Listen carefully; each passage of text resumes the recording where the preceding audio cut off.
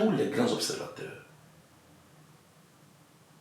politiques, économiques, les analystes disent que l'Afrique est une terre d'opportunité, disent que l'Afrique est une terre d'avenir. Tout le monde y croit, sauf les Africains.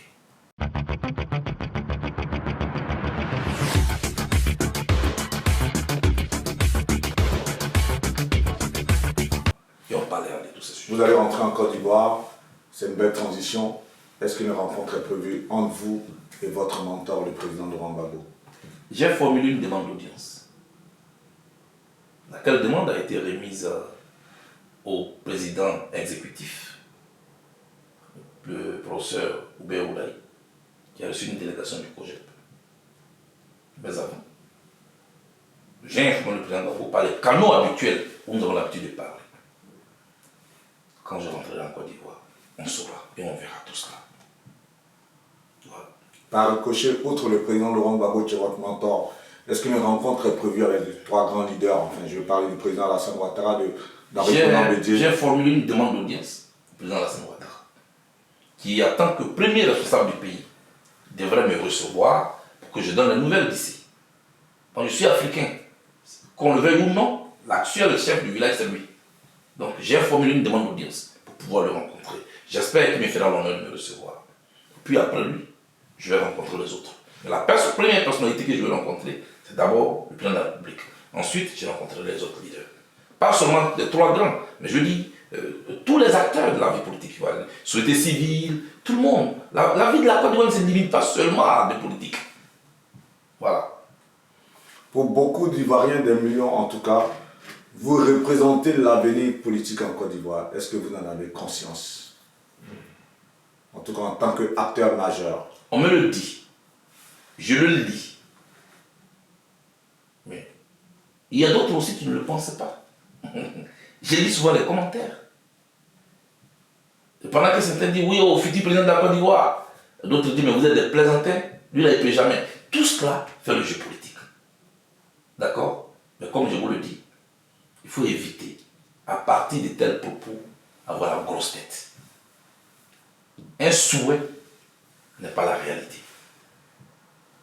Donc, je suis là. Je vais seulement toujours maintenir ce lien entre le peuple du Côte d'Ivoire et moi. Faire en sorte de mériter cette confiance. Parce que les Ivoiriens, c'est eux qui me donnent ce nom Charles Blé Goudé. N'est-ce pas? C'est à eux que je suis redevable. C'est à eux que je dois des comptes. Et non à quelqu'un d'autre. Je suis un homme libre. Je compte le rester. Je vais travailler pour la Côte d'Ivoire. Je vais être disposé pour mon pays. Je veux que celui avec qui je ne parlais pas hier, aujourd'hui qu'on puisse se parler. Je ne veux pas qu'on fasse de bûcher de quelqu'un parce qu'il n'a pas le même point de vue que nous. C'est ce que j'appelle faire la politique autrement. Bâtir ce pays dans le respect de nos différences. C'est cela que je veux travailler. Ce n'est pas une question de oui, on dit que vous serez le futur président. Ce n'est pas comme ça qu'on devient président. C'est à partir des urnes. Et pour gagner dans les urnes, il faut avoir une forte offre politique. Il faut avoir un projet de société. Il faut aller convaincre les électeurs qui sont les Ivoiriens. Il faut être toi-même un exemple. Je fais chaque jour un effort pour corriger ce que j'ai comme défaut. Et parfaire aussi ce que j'ai comme atout. Parce que ce sont mes défauts et mes atouts qui forment ma personnalité. J'allais en venir. Selon vous, justement, quelles sont vos forces pour parvenir à un tel destin présidentiel qu'on vous prédit? Vous le demanderez justement à ceux qui pensent qu'un jour je serai chef d'État. Ils connaissent certainement mes forces. Moi, je travaille sur mes défauts. Pour les améliorer. Ces défauts, vous en parlez, quelles sont vos faiblesses? Je suis beaucoup fougueux. Je suis beaucoup fougueux. Je dis tout avec le cœur. J'ai appris qu'il faut que je puisse modérer tout ça. Rester dans la mesure. J'étais jeune. Je sortais des amphithéâtres. J'ai lu l'histoire de Che Guevara et des autres. Je pensais que c'était ça seulement la vie. Mais nos lectures et la réalité, il y a un hiatus. Et c'est tout cela que je suis en train de combiner pour pouvoir me forger une personnalité qui puisse être acceptée par au moins la majorité des Ivoiriens. Je veux désormais rester dans la mesure. J'ai appris que qui se radicalise se marginalise. Non. je veux plus être un homme radical. Je veux dire les choses autrement. D'accord? Je veux savoir écouter l'autre. Même si on n'est pas d'accord. C'est ce que j'ai appris en prison.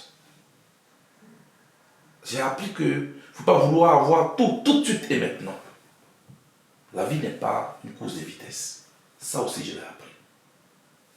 J'ai dû attendre pendant longtemps pour être acquitté. J'ai dû attendre pendant longtemps pour avoir un passeport. J'ai dû attendre pendant longtemps pour qu'enfin on m'autorise à rentrer chez moi. Tout cela fait partie de mon expérience que je veux partager avec la jeunesse africaine, que je veux partager avec la jeunesse ivoirienne. Voilà ce que je veux faire. Beaucoup disent, est-ce qu'il a changé? Non, je dirais plutôt, je suis devenu mature. Je ne parlerai pas des changements. Les difficultés de la vie m'ont délivré un diplôme de maturité que je veux partager avec les autres. Monsieur Vergès, c'est cela que je veux partir en Côte d'Ivoire. Partager cela avec la jeunesse ivoirienne. Vous entrez justement en Côte d'Ivoire au moment où l'on n'a aucune nouvelle de Guillaume Soro. Un message pour lui.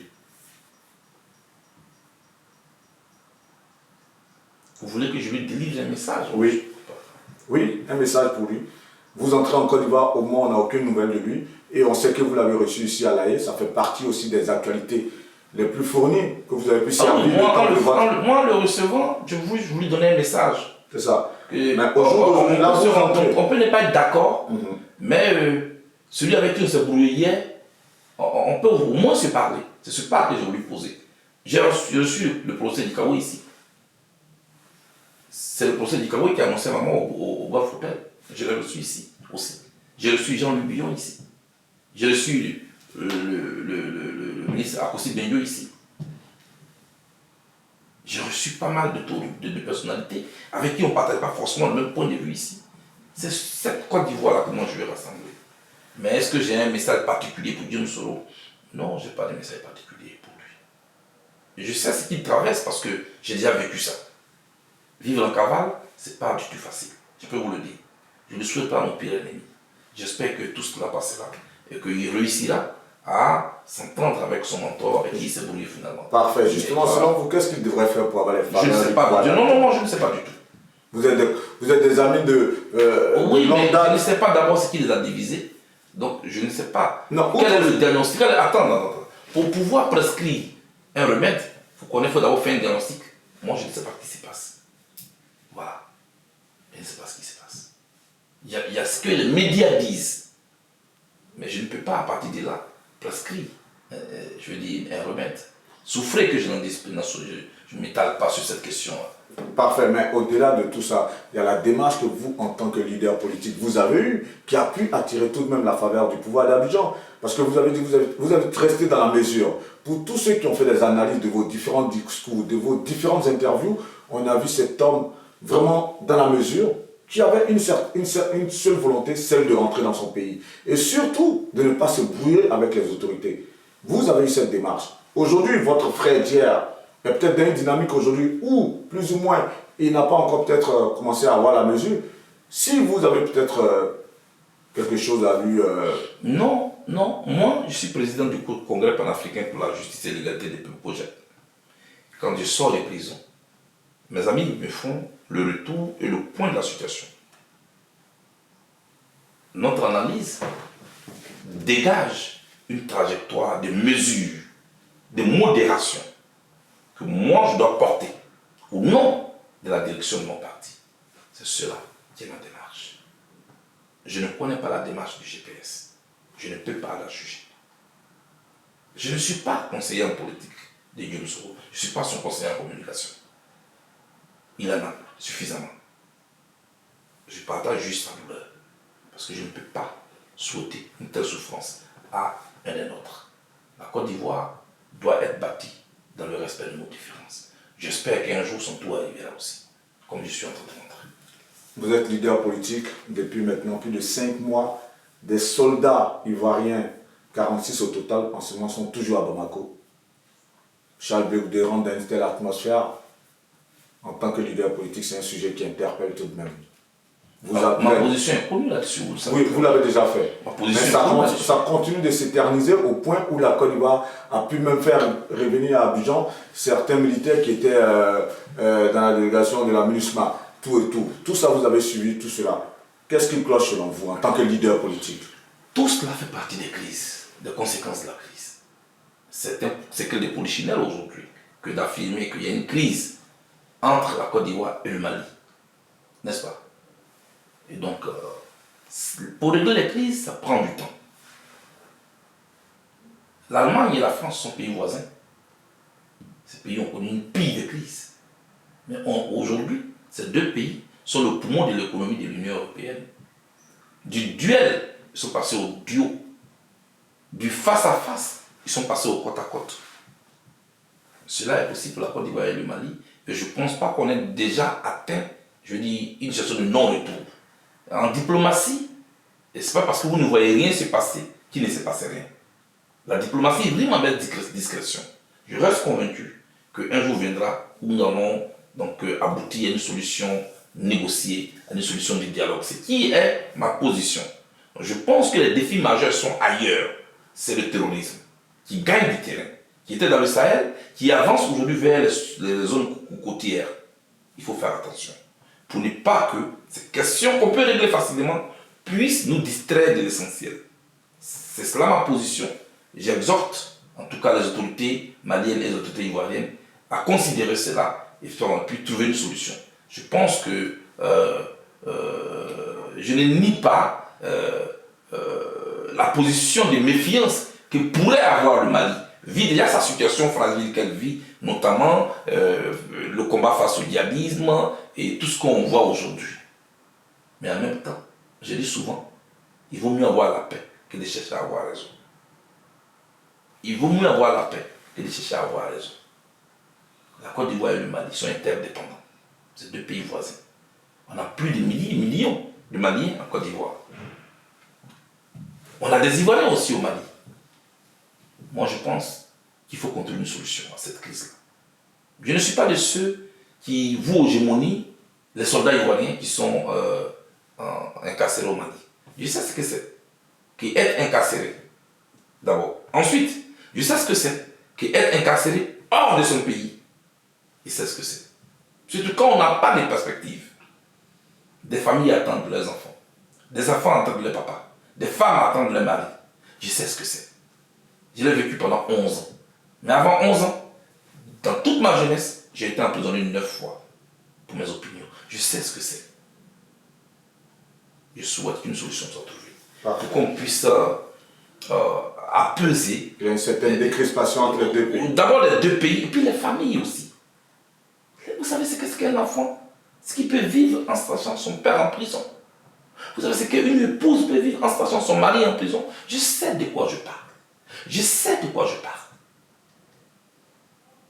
Je souhaite qu'une solution soit trouvée. En tout cas, tout cela est derrière vous. La toute première action que vous allez poser une fois en Côte d'Ivoire, ce sera laquelle? Ou c'est dans l'aéroport? Peut-être. Certainement. Vous verrez le geste. Juste un indice. Il faut que les gens constatent ce que vous faites. Il faut éviter de dire ce que vous allez faire. C'est ma trajectoire que je me suis donnée. Ce sera un geste symbolique, ce sera un geste familial, ce sera quoi? Un message? Ce sera quoi? Ça va se traduire comment? Le 26 novembre, c'est dans quelques jours. Dans 5 jours, n'est-ce pas? Tout à fait. Donc c'est pas loin. Ne soyez pas pour presser que le temps. Après ce geste symbolique, on imagine les jours à venir l'agenda du président Charles Blé. Après cet accueil, et on a eu dire, forcément, vous allez avoir droit à un accueil populaire à la place CP1. Pourquoi la place CP1 justement? D'abord, à l'aéroport, ma position est très claire. Et je voulais le dire ici aux Ivoiriens. Je n'ai triomphé de personne. Je suis venu ici quand même suite à une crise qui a endeuillé mon pays. Quand je rentre, je devais pouvoir faire profil bas à l'aéroport, qui est la première frontière de la Côte d'Ivoire par laquelle j'arrive. C'est l'aéroport international. les premiers pas que je pose quand j'arrive à l'aéroport doivent être des pas de modestie, d'humilité, de compassion pour les victimes de la crise. C'est pourquoi j'ai dit à mes proches et à tous ceux qui voulaient me réserver un accueil chaleureux. C'est vrai. Depuis que je suis ici, ils ne m'ont jamais abandonné. Leurs prières ne m'ont jamais fait défaut. Et là, ils veulent encore me témoigner davantage leur amour en venant nombreux à l'aéroport.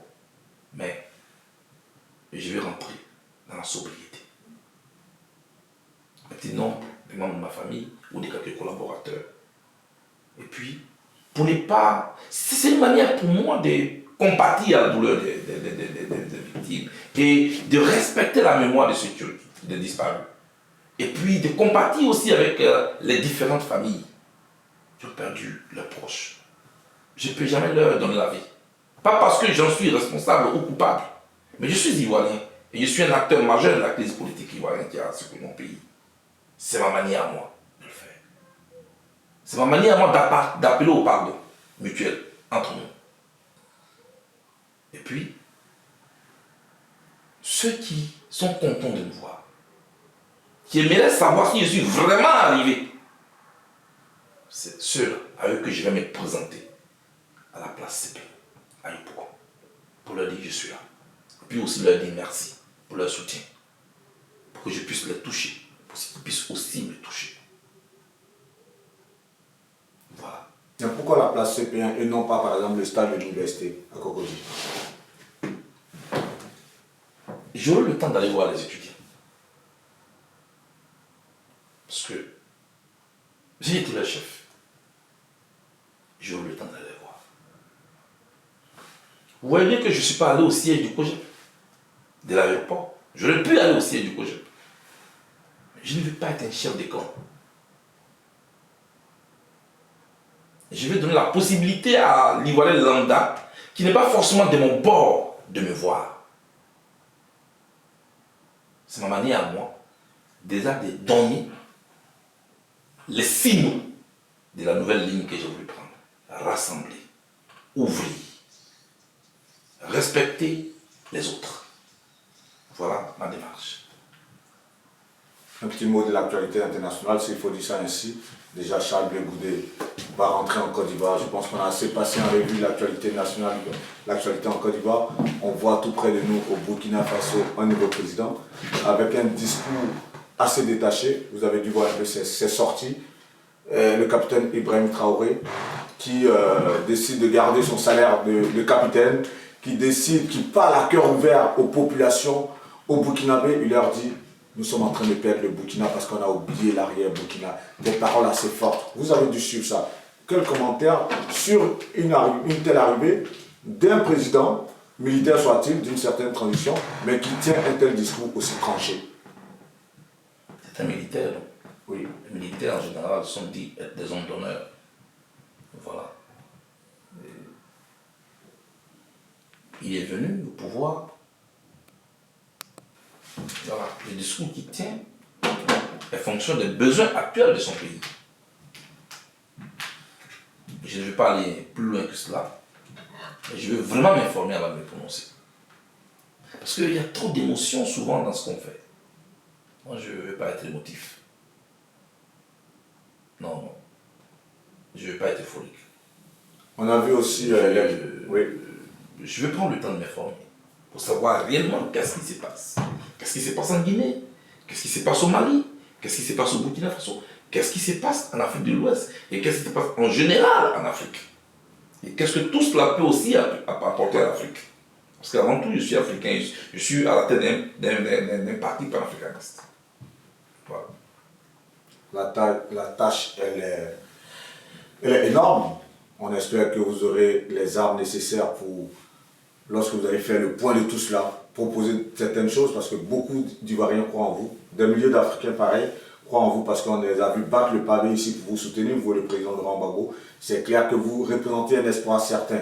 Parlons d'actualité internationale, un mot rapidement pour clore ce chapitre. On a vu l'échange qu'a eu le président bissau-guinéen face au président français Emmanuel Macron, lorsqu'il était en train, à demi-mot, de dire que la France était coupable du fait qu'il y a eu des problèmes aussi en Libye. Pourquoi est-ce que le président Muammar Kadhafi est parti, telle ou telle chose. Et il a eu un franc-parler ouvertement quand même. Pour un président africain, ou même dans la crise, dans la guerre en Ukraine, il a semblé ne pas être du bord de la France en disant à Emmanuel Macron le message que Vladimir Poutine a passé pour lui. Vous avez dû suivre ça en tant que leader politique. On va dire, c'est aujourd'hui, c'est un rapport aujourd'hui des présidents africains vis-à-vis des présidents français. Ça vous interpelle quelque part? Les choses évoluent. Hein. La génération aujourd'hui qui dirige le pays est une autre génération qui se sent libre dans la tête. Il faut adapter les choses, ne pas provoquer des crises unité. C'est la résistance au changement qui crée les crises et les chocs.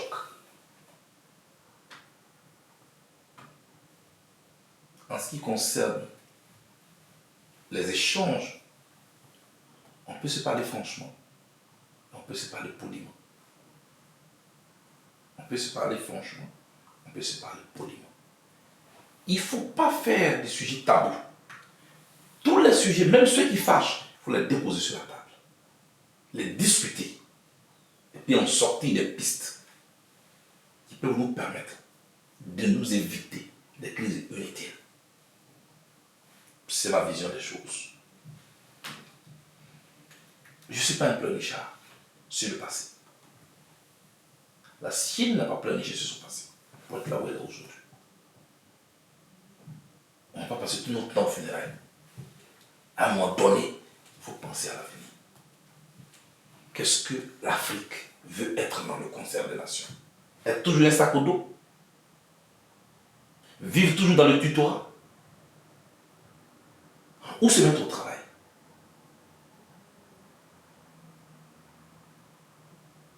Il y a tellement de réflexions qu'on peut faire là-dessus. Tous les grands observateurs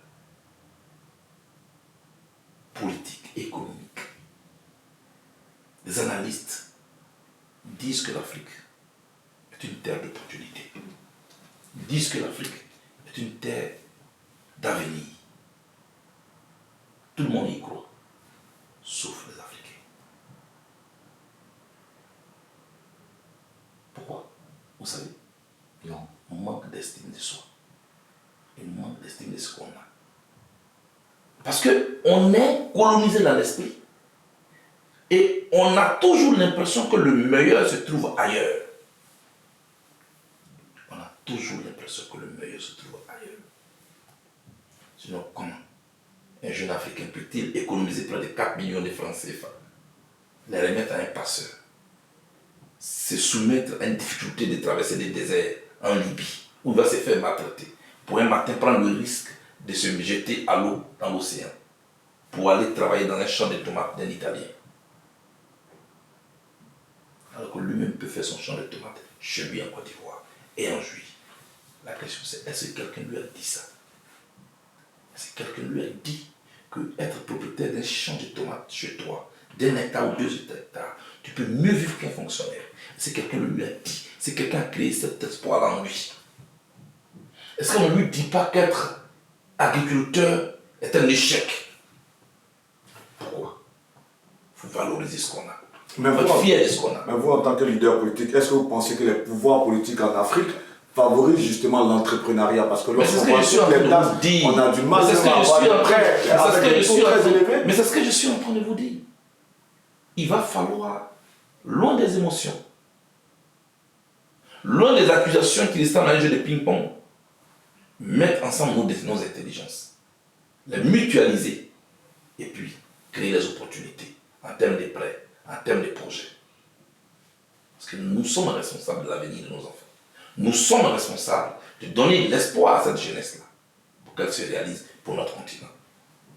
La jeunesse de l'Afrique est un atout pour l'Afrique. Ailleurs, les populations sont vieillissantes et c'est un danger et c'est un fléau. Chez nous, nous avons une population active. Comment on capitalise cet atout-là? Tout est une question de vision. Nous allons y travailler. Je vous remercie. Je vous en prie. En tout cas, on referme rapidement avec l'actualité de la Coupe du Monde.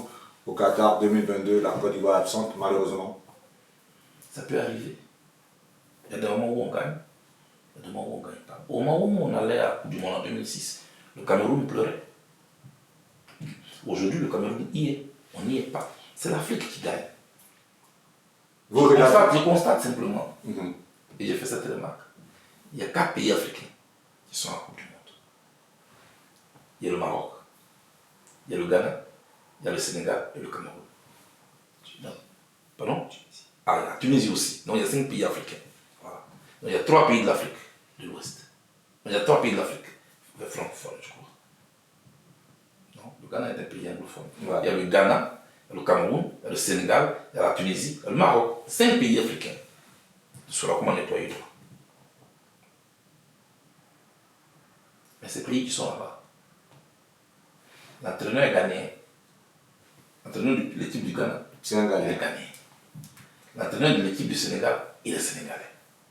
L'entraîneur de l'équipe du Cameroun, il est camerounais.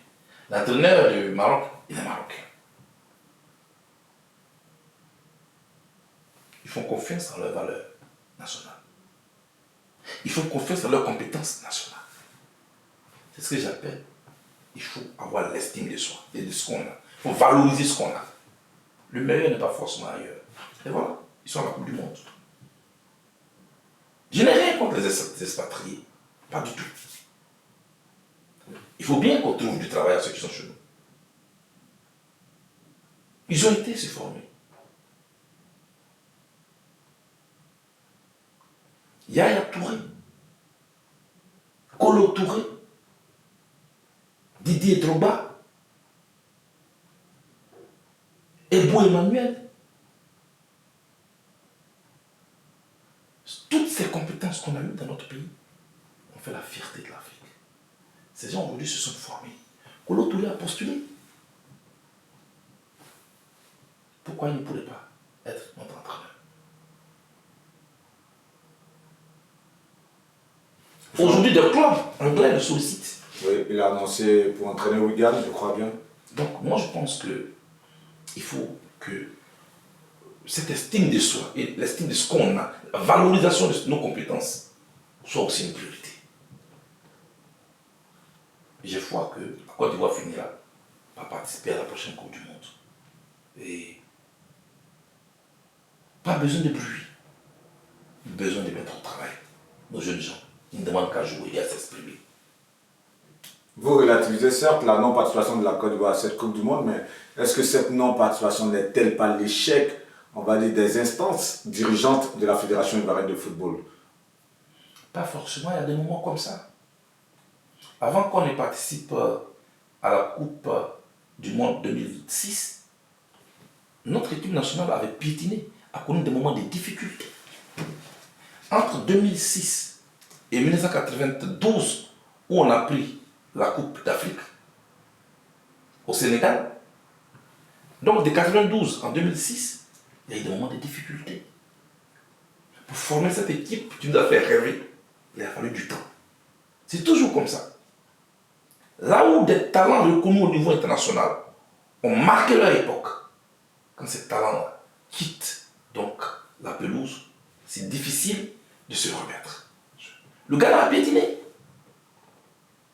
Le Ghana a piétiné. Le Cameroun a piétiné après le Roger Mila. Le Cameroun aujourd'hui à la Coupe du Monde. Il ne faut pas tout de suite blâmer nos acteurs. Il faut les aider à avancer. C'est ma vision des choses. Un mot sur la non-élection tout de même, puisque c'est l'occasion pour nous. La non-élection de Didier Drogba à la tête de cette fédération ivoirienne de football. Qu'est-ce que vous en dites? Un mot là-dessus. François Mitterrand a été candidat aux élections en France en 1965. Il a été élu en 1981.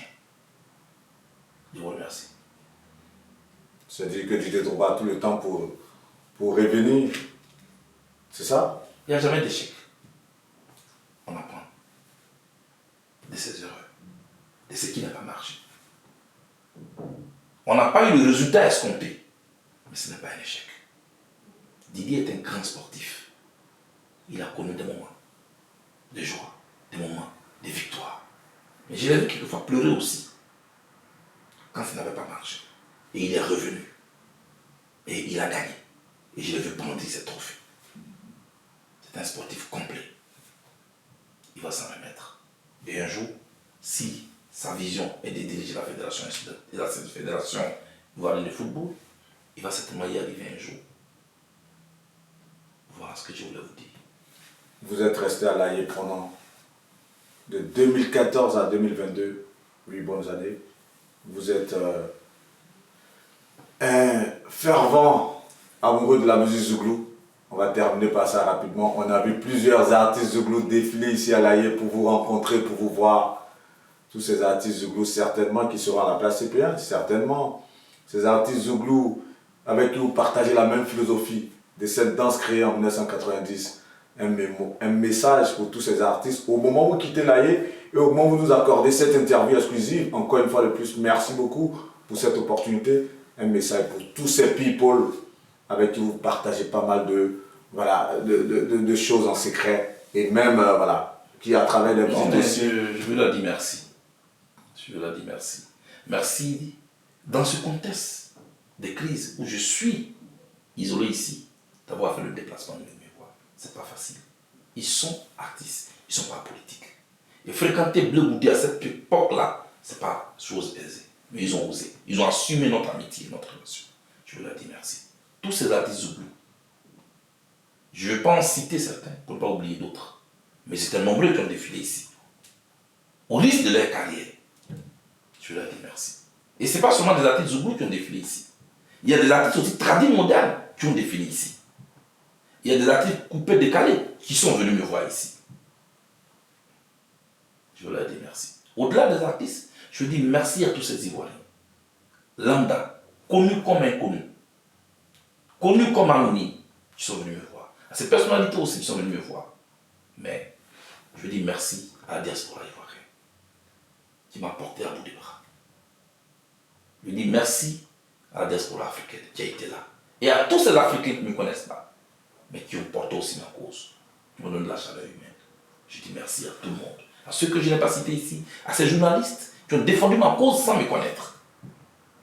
Merci à mes collaborateurs. Ceux qui ont décidé de continuer le chemin avec moi et qui étaient déjà avec moi. Mais ceux qui ne me connaissaient pas du tout. Qui ont épousé la cause d'un leader qui n'était même pas sûr de voir en liberté un jour. Ça s'appelle fonctionner par la foi. Je leur dis merci à tous. Merci à tous. Merci à tout le monde. Je vais au pays. Je me mets dans la main de Dieu pour qu'il guide mes pas. À lui la gloire. C'est lui qui m'a sorti des prisons. C'est lui qui a choisi le moment pour que je rentre. Il sait pourquoi.